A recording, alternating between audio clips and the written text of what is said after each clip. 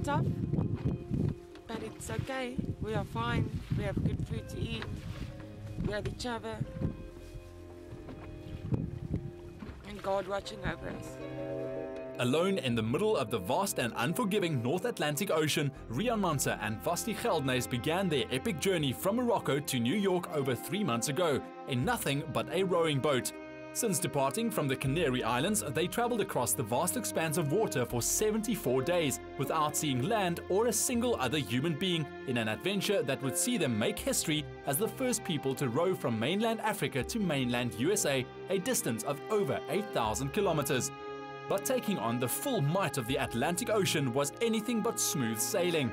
Fraught with Category 7 storms, 70 km/h winds and 24-foot waves, the boat capsized at one point, damaging the satellite equipment and cutting off all communication with the outside world. The situation was so perilous, no one knew whether they were alive or dead for over a month, and all they could do was pray.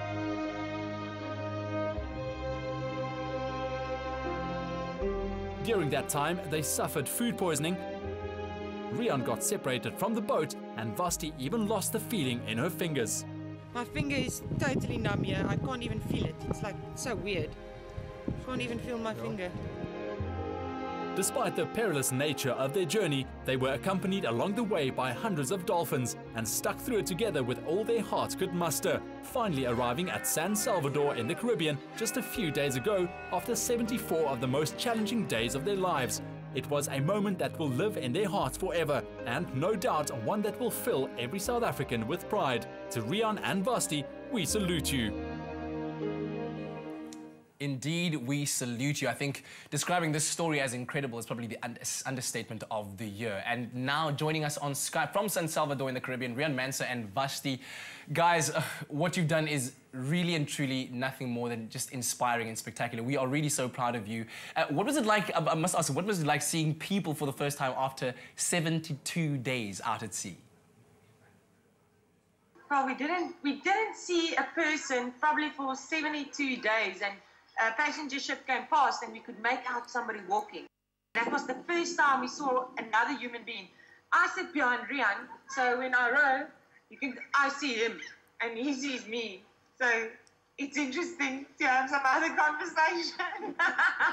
But see, for me, people always say, listen, Riaan, were you, and Vasti, were you excited in touching land? I tell you what, you can't describe the feeling of seeing land for the first time in 74 days.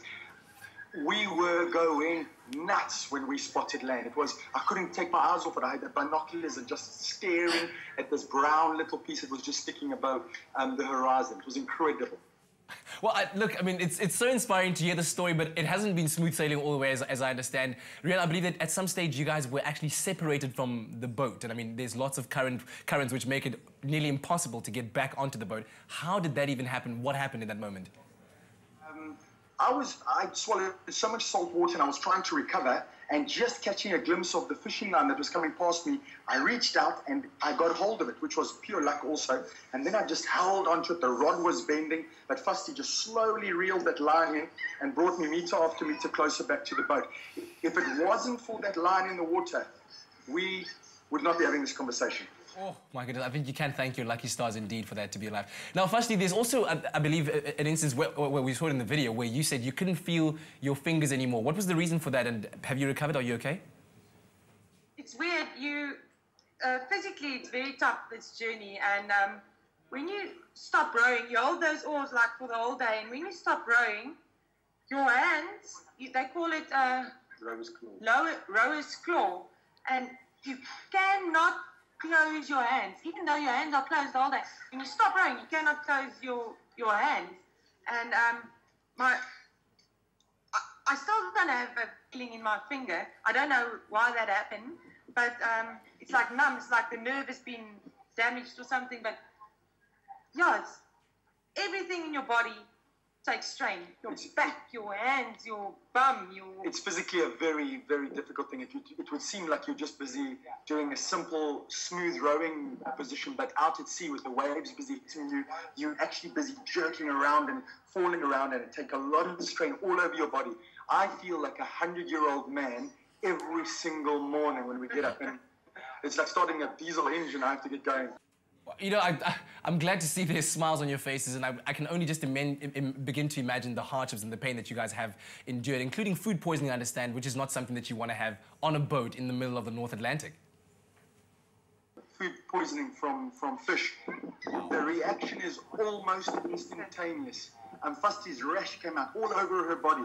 It was as if your body just understood the poisons that it was taking in and was trying to release it through your skin. And I started vomiting 10 minutes afterwards. We were all greased up and ready to row, but it was scary. Yeah, the thing was, we had oats for breakfast usually, but that morning we decided we were going to have the fish because we wanted the protein, so we packed in a lot of fish. Oh. We ate a lot. Yeah, and just going out. I've got to commend you. It's unbelievable to see that you guys still have your sense of humor after enduring that amount of time. I mean, it's really crazy. Now, I know that you face one final leg of your journey now from San Salvador to New York. And how are you feeling right now with regards to the journey going forward?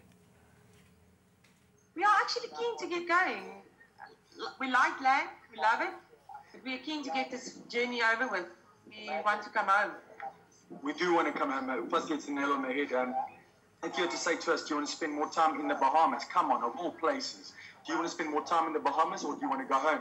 It's not even a second thought. We want to go home. It's amazing. There's a famous person once said that everybody's sitting back home on their sofas, busy watching a journey about an adventure, wish they were in that adventure. But the people who are in the adventure are busy yearning about getting back home and sitting on the sofa. We want to get home and see our dogs and sit on the sofa and watch TV. Well, look, we really wish you all the success going forward. Nobody really deserves this more than you guys. You've taken on an incredible journey. And I remember when you guys were in studio, I thought to myself, firstly, this is manic. It's crazy. Is it something that you think you might do again? We're not doing anything else, but I'm trying to satisfy our thirst for adventure, but we do know that people live themselves through what we're busy doing. And man, it just makes it more worthwhile when we see all the messages. So on Twitter and Facebook and all the mediums that people use these days, hey, just so grateful. Some people really pour their hearts out and we appreciate every single word. And we appreciate you guys. I mean, you've really inspired us and we are so, so proud of you. Good luck on the final leg of your epic journey, if I can call it that, and we can't wait to have you guys back home. Great stuff. Look forward to being in studio. Thanks, guys. Thanks, guys. Cheers, Riaan. That's Riaan Manser and Vasti Geldenhuys. I mean, they're pioneers in their own right and truly an inspiration to all South Africans out there. If you can dream it, you can achieve it. And if you set your mind to something, you really can make it happen. I mean, that's our inspiration on this Mandela Monday. We'll be back after this break.